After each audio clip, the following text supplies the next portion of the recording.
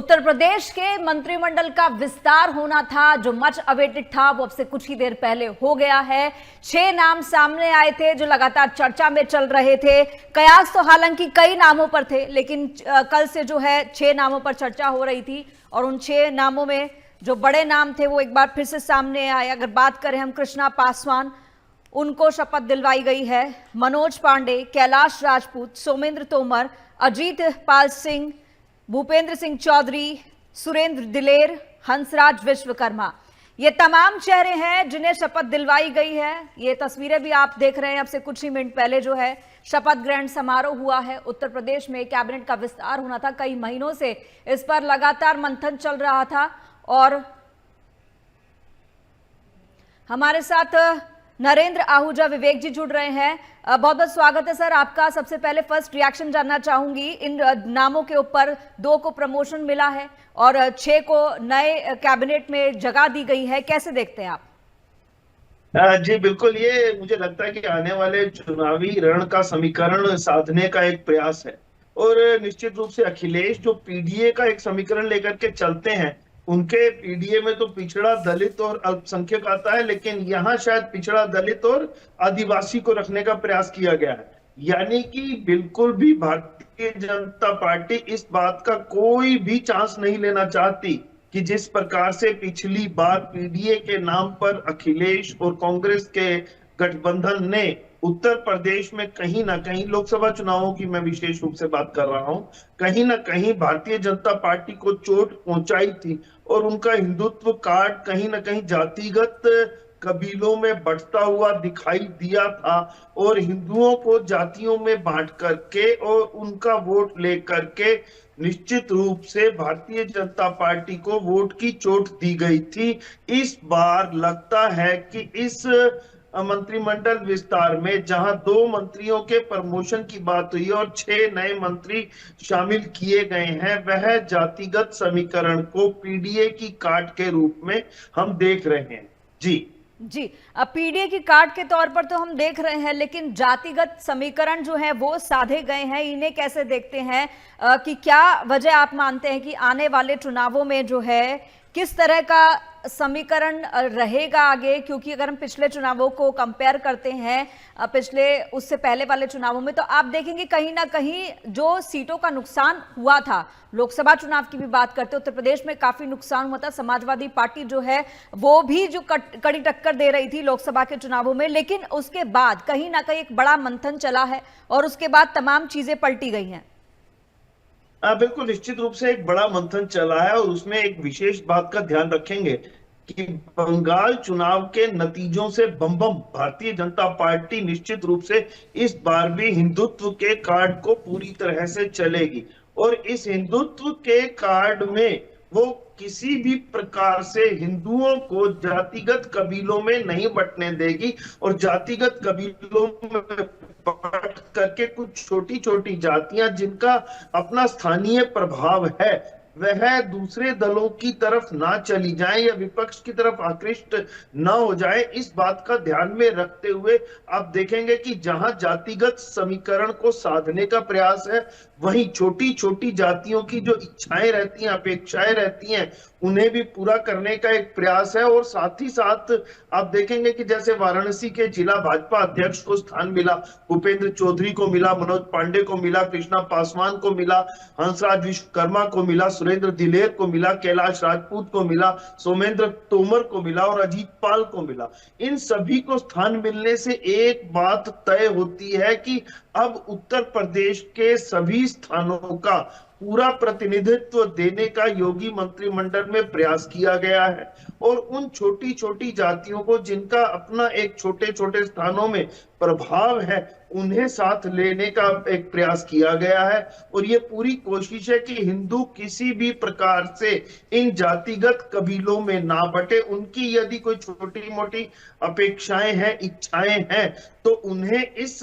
मंत्रिमंडल विस्तार से साधने का एक प्रयास किया गया है ताकि आने वाले विधानसभा चुनावों में मुकाबला किया जा सके, पीडीए की एक कार्ड प्रस्तुत की जा सके। जी। जी, पीढ़े की कार्ड प्रस्तुत की जा रही है, लेकिन पीछे भी हमने देखा था कि जो राजपूत विधायक हैं उनकी एक अलग बैठक होती है, ब्राह्मण विधायक एक उनकी अलग बैठक होती है। कहीं ना कहीं ये एक अलग मैसेज जा रहा था कि भाई सारे खेमे जो हैं वो कहीं ना कहीं नाराज नजर आ रहे हैं कि जितना प्रतिनिधित्व उनको मिलना चाहिए था उतना नहीं मिल रहा। साथ ही साथ एक लड़ाई और उत्तर प्रदेश में दिखाई देती है कि कहा जाता है कि ठाकुर और ब्राह्मणों की लड़ाई आपस में देखी जाती है, वर्चस्व की लड़ाई देखी जाती है। तो ये तमाम चीजें जो हैं, देखिए क्या होता है कि राजनीति एक अलग चीज होती है। आप भले ही सबका साथ सबका विकास कर दें, लेकिन राजनीति जाति से अछूती नहीं है, जातिवाद से अछूती नहीं है।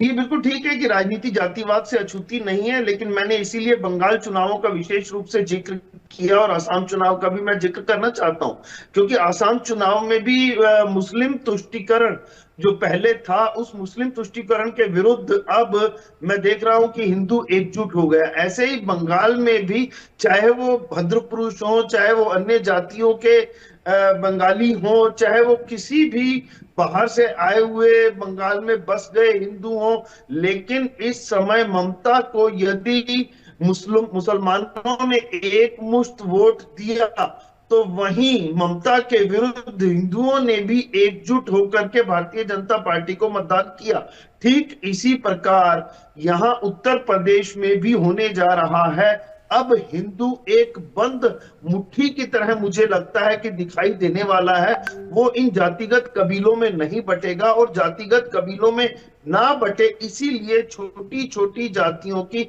और विशेष रूप से पिछड़ी और अति पिछड़ी जातियों को गोलबंद करते हुए इस मंत्रिमंडल का विस्तार किया गया है, ताकि पीडीए की काट का एक जवाब दिया जा सके, हिंदुओं को एकजुट किया जा सके। और जो पीछे आपने जिक्र किया कि अलग अलग जातिगत कबीलों की में बट करके कुछ विधायकों की बैठकें हुई, जिस पर कि कारण बताओ नोटिस भी बाद में भाजपा के राज्य अध्यक्ष द्वारा जारी किया गया, लेकिन वो एक कवायद जो नुकसान कर सकती थी उसको खत्म करने के लिए इस मंत्रिमंडल विस्तार को मैं देख रहा हूं। जी जी, महिला चेहरा को जो है वो भी शामिल किया गया है इस मंत्रिमंडल में, इसे कैसे देखते हैं आप? अब देखिए, मंत्रिमंडल में जो महिला चेहरा है वो तो एक बहुत बड़े प्रतीक के रूप में है। यदि मैं उस महिला चेहरे को देखूं तो मुझे लगता है कि कहीं ना कहीं जो पूर्ववर्ती सरकारों में मुस्लिम कुछ ज्यादतियां, कुछ क्या बहुत अधिक ज्यादतियां होती थी, तो उनकी काट के रूप में उस चेहरे को मैं देखता हूं। तो मुसलमानों द्वारा किए गए लगातार एक अत्याचार, हिंदुओं के विरुद्ध किए गए उनके अनाचार, और जिस प्रकार की दुर्दांत, चाहे वो अतीक अहमद थे, चाहे वो अन्य मुस्लिम चेहरे थे जिनका अब तो कोई खैर समूल नाश हो गया और वो रहे नहीं, कुछ रहे तो इतने कमजोर हो गए कि उनका अस्तित्व भी अब बहुत ही कठिन दिखाई पड़ता है। तो उसके विरोध के रूप में मैं उस चेहरे को देखता हूं, तो वह तो एक बहुत बड़ा प्रतीक बनने वाला है भारतीय जनता पार्टी का आगामी चुनावों में। केवल महिलाओं के लिए ही नहीं है, अपितु मुस्लिमों के विरुद्ध एक संघर्ष के प्रतीक के रूप में भी मैं उस चेहरे को देखता हूं। जी जी, यहाँ पर आपने कहा कि वो एक प्रतीक के रूप में है, लेकिन एक बात मैं यहाँ पर आपसे और जानना चाहूंगी कि यहाँ पर हमने देखा है कि जो चेहरे मंत्रिमंडल में शामिल किए गए हैं उनमें ब्राह्मण भी हैं, उनमें जाट चेहरा भी है, उनमें दलित महिला का भी चेहरा है, उसमें पिछड़ी जाति का भी है। ये तमाम चेहरे शामिल किए गए हैं। अब इनका आने वाले चुनावों पर, जो विधानसभा चुनाव 2027 में होने हैं उत्तर प्रदेश में, क्या इफेक्ट पड़ेगा? देखिए, इसका अंतर यह पड़ेगा कि जहां हम हिंदुओं को केवल हिंदुत्व के नाम पर एकजुट करते हुए भारतीय जनता पार्टी यदि वोट मांगती है, तो साथ ही साथ वह इस बात का भी ध्यान रखती है कि हिंदुत्व में हिंदुओं के अंदर जो जातिगत समीकरण है उसमें छोटी पिछड़े और अति पिछड़ों को किस प्रकार से साध करके अपने साथ बांध करके रखा जाए, ताकि भारतीय जनता पार्टी को, जैसे पहले कहा जाता था कि केवल ये ब्राह्मण और बनियों की पार्टी है या स्वर्ण समाज की पार्टी है, ऐसा नहीं है। इस 2014 के बाद एक निरंतर एक प्रैग्मेटिक शिफ्ट मैं देख रहा हूं, एक निरंतर परिवर्तन देख रहा हूं कि ये पार्टी जहां अगड़ों को साथ लेकर के चलती है, अगड़ों की पार्टी मानी जाती है, लेकिन अब तय रूप से पिछड़ों को और अति पिछड़ों को एक बहुत उचित प्रतिनिधित्व भारतीय जनता पार्टी की जहां भी सरकार है, और विशेष रूप से मैं उत्तर प्रदेश की बात करूं तो प्रतिनिधित्व दे करके उन्हें साधने का प्रयास किया गया है। अब कोई इस प्रकार से उस पर उपेक्षा नहीं कर सकता कि भाजपा केवल अगड़ों की पार्टी है या ब्राह्मणों और मणियों की पार्टी है, ऐसा नहीं कह सकता, क्योंकि अब भारतीय जनता पार्टी के मंत्रिमंडल में पिछड़ों, अति पिछड़ों, ओबीसी, दलित आदि समाज को पूरा प्रतिनिधित्व दिया गया है, और इस मंत्रिमंडल विस्तार में ये साफ रूप से दिखाई देता है। जी बहुत बहुत शुक्रिया सर हमसे जुड़ने के लिए, इस तमाम चर्चा के लिए। तो हम बात कर रहे हैं किस तरीके से एक बड़ा इंतजार जो था मंत्रिमंडल को लेकर के उत्तर प्रदेश के, वो इंतजार खत्म हुआ है और तमाम इसमें जो है गणित लगाए गए हैं, और जातिगत समीकरण के साथ साथ क्षेत्रीय समीकरण की भी जो है वो पूरी नॉलेज ध्यान में रखी गई है।